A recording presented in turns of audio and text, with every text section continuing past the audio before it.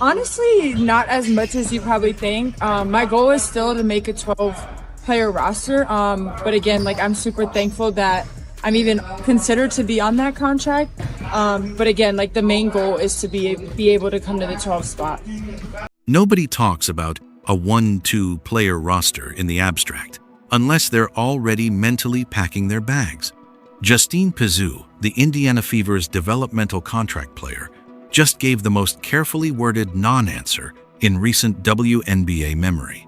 She didn't say she wants to make the Indiana Fever's roster. She said she wants to make a 1-2 player roster. That one word, that single missing team name, tells you everything about where her head is at. But Pissou's future in Indiana isn't even the biggest story here. Because while she was carefully dodging commitment, Stephanie White was quietly laying out an offensive blueprint that's going to force some brutal roster decisions before May 9th.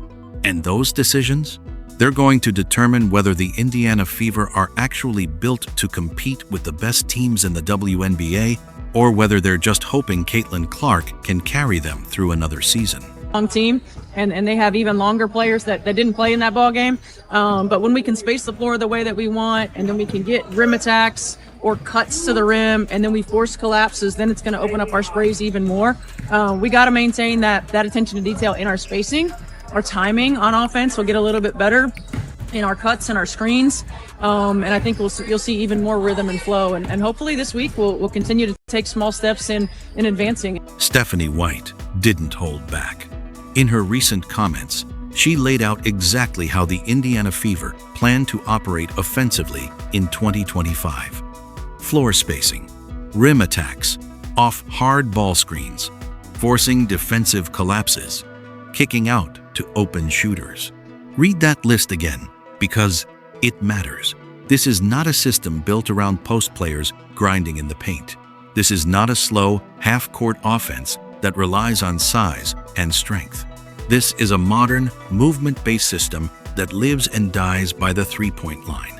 White specifically talked about spacing the floor, getting into paint touches and out quickly, and playing at a pace that puts defenses under constant pressure. She mentioned timing on cuts, execution on screens, and ball movement from side to side. Every single element she described requires players who can shoot from distance, players who don't hesitate in the corners, players who understand that when Caitlin Clark draws two defenders, someone has to be ready to fire immediately.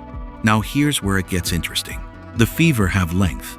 Aliyah Boston at 6'5", Nalissa Smith at 6'4", but their forwards are a genuine problem when it comes to spacing.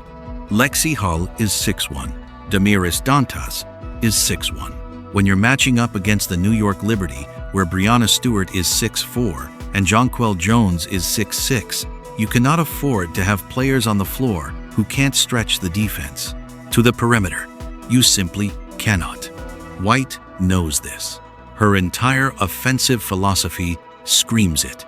And that's exactly why the roster decisions the Fever make in the next few weeks aren't just about filling spots. They're about finding the right pieces for a very specific system. A system that has no room for players who clog the paint and stall the ball movement White is trying to create. The blueprint is clear. The question is whether the roster matches it.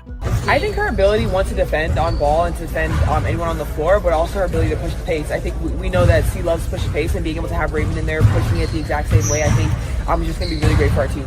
Yeah, I think Raven Johnson she does seem like a good sponge, and I think that she is adaptable. She has been asking thousands of questions, as she's mentioned. The New York Liberty didn't just beat the Indiana Fever in their first preseason matchup. They handed Stephanie White a detailed scouting report on every weakness her team has. And every other coach in the WNBA was watching and taking notes. The Liberty pressed Caitlin Clark at 94 feet. They denied her the ball before she could even think about setting up in her spots. They blitzed every ball screen, forced her into tough pull-up jumpers, and made sure she was working at maximum effort on every single possession. And the Fever? They had no answers. The off-ball movement wasn't there. The screening wasn't sharp enough. And most critically, there weren't enough players on the floor ready to punish the defense for collapsing on Caitlin. White addressed this publicly, and while she was diplomatic about it, the message was clear. She talked about getting Caitlin higher percentage looks so she isn't always having to create off the dribble against pressure. She talked about getting more comfortable in off-ball actions. She talked about ball movement and pace. That's not optimism. That's a coach admitting that Game 1 exposed real structural problems. Here's the part that should worry Fever fans. Sabrina Ionescu torched them. The Liberty's guards got wherever they wanted on the perimeter. And now every team in the WNBA has a working blueprint for how to neutralize Caitlin Clark and exploit Indiana's defensive gaps at the same time. The Dallas Wings are going to run the same press. The Chicago Sky are going to blitz the same ball screens. The Connecticut Sun are going to deny and deny and deny until someone else beats them. And right now, the Fever aren't sure who that someone else is going to be. But on the film, I mean, the teams are going to guard her 94 feet. They're going to try to take away her touches. They're going to try to make everything difficult. We have to do a good job of finding ways that we can get her high percentage looks, so where she's not always having to take tough shots. And that's getting more comfortable with one another. It's getting her a little bit more comfortable in off-ball actions, and getting us playing and the ball moving. And pace isn't just how fast. This is the decision that's going to define Indiana's offensive identity more than any free agency move or trade. Justine Pissou versus Michaela Simpson. And on the surface, it looks straightforward. Simpson is bigger, more athletic, physically imposing. Pissou is a developmental player on a non-guaranteed contract, but dig deeper, and the picture gets a lot more complicated. Pissou fits Stephanie White's system almost perfectly. She can shoot the three. She understands floor spacing. She knows how to move without the ball and get to the right spots when the defense collapses on Caitlin. She's not going to clog the paint. She's not going to stand in the way of the ball movement White is desperately trying to create. And in a system that lives and dies by quick ball rotation and open corner threes, that matters enormously. Simpson is a different story. She had decent numbers in the first preseason game, but if you watch the actual film, the problems were obvious. She got lost on defensive switches multiple times. She had trouble tracking her man when the Liberty ran action off the ball. And offensively, she gravitated toward the paint in a system that's explicitly asking its forwards to stretch to the three-point line. You can't teach a 6'4" frame. You can't manufacture athleticism in a WNBA training camp. Simpson has real physical tools that Pissou simply doesn't have. But here's the uncomfortable truth: you can't teach offensive IQ and spacing instincts either. And Pissou already has those. The championship teams in this league, the Minnesota Lynx with their elite ball movement, the Las Vegas Aces with their pick and pop spacing, they all built their offenses around players who understood the system first and developed the athleticism second. The Fever have a choice to make, and it's not as simple as it looks. That is where Justine Pissou could definitely come in handy, especially if they were thinking about the future of the Indiana Fever and building the team. And I have to be completely honest about Michaela Simpson because she does clog up the paint a little bit. Now, what she is available to do as far as physically, Pay attention to what Aliyah Boston said, and more importantly, what she didn't say.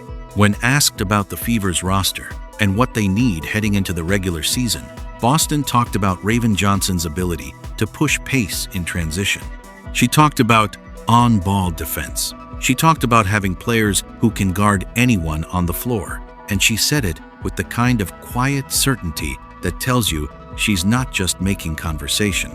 She's describing exactly what this team needs to survive in a league that just exposed them. Not once did she mention Michaela Simpson. Not once did she bring up interior presence, post defense, or the need for a bigger body in the paint. She talked about perimeter defense and transition pace. That's not an accident. That's a team captain telling you, without saying it directly, where the real gaps in this roster are. And the Sabrina Ionescu context makes this even sharper. The Liberty's guards destroyed Indiana in that first preseason game. Ionescu got wherever she wanted. The Fever couldn't stay in front of her. They couldn't switch fast enough. They couldn't recover when she turned the corner. And Boston clearly understands that the solution isn't adding another big body.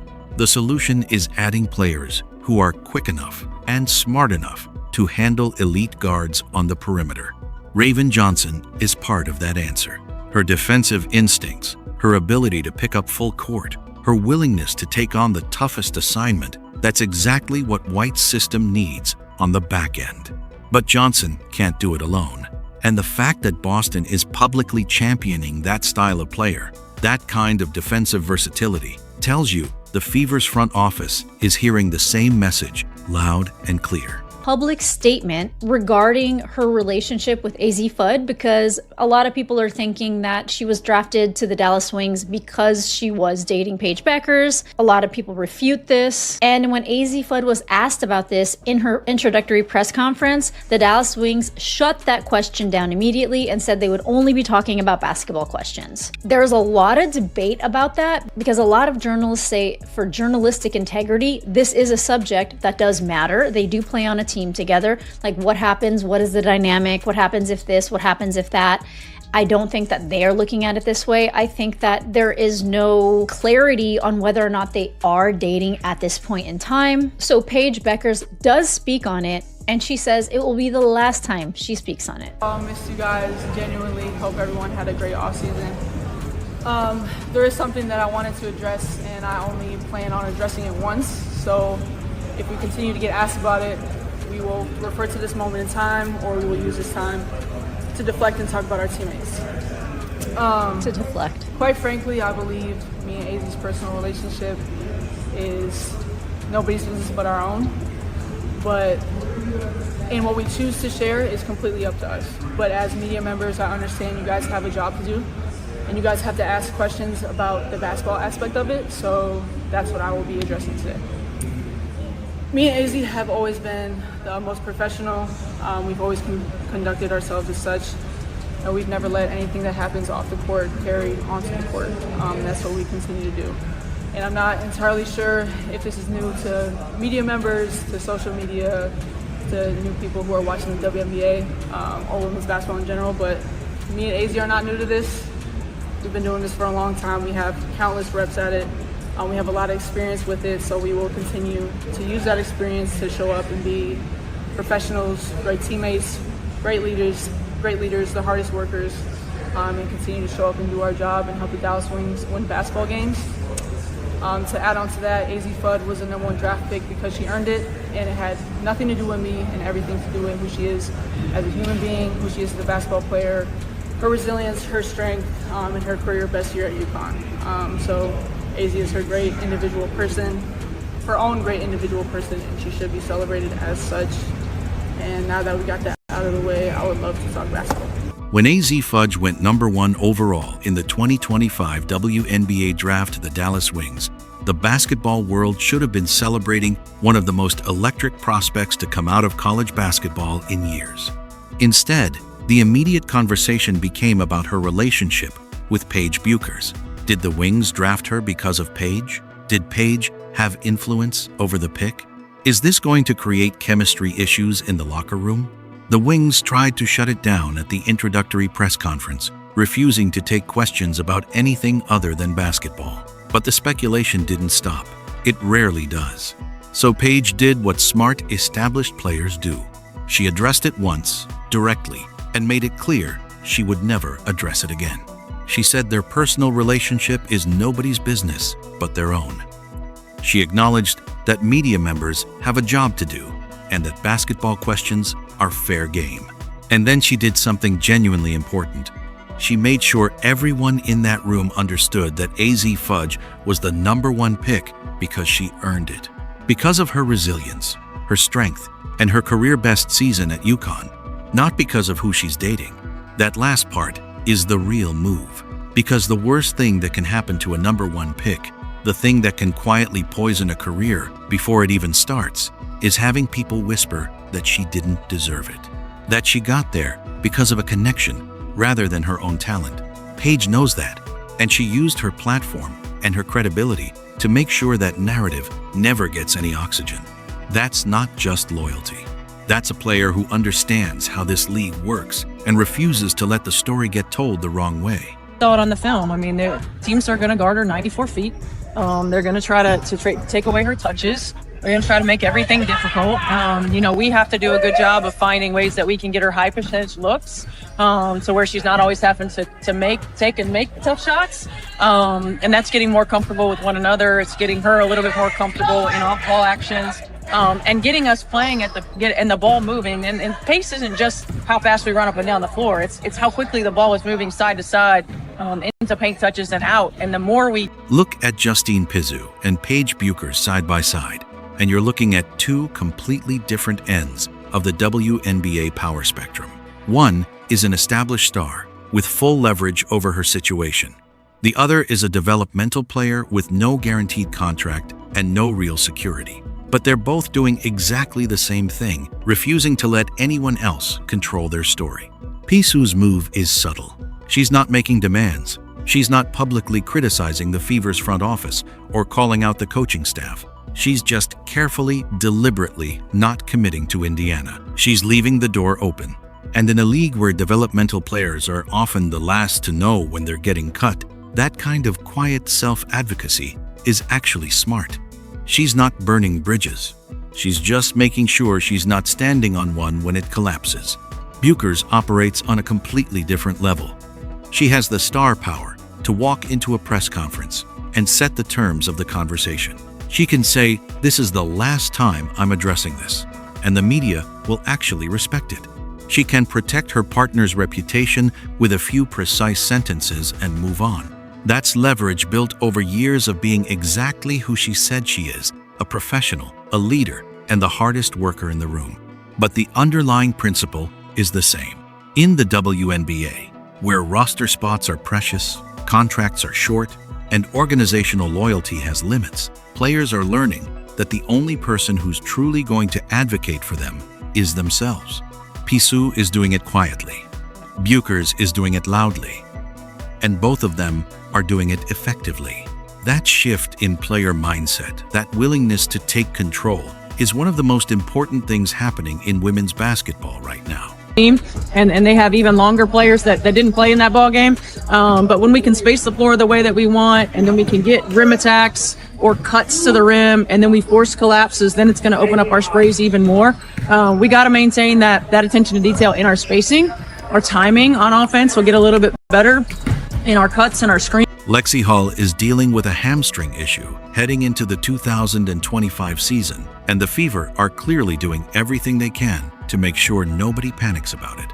They've been flooding social media with practice footage of Hull shooting, moving, looking comfortable and healthy. And maybe that's completely genuine.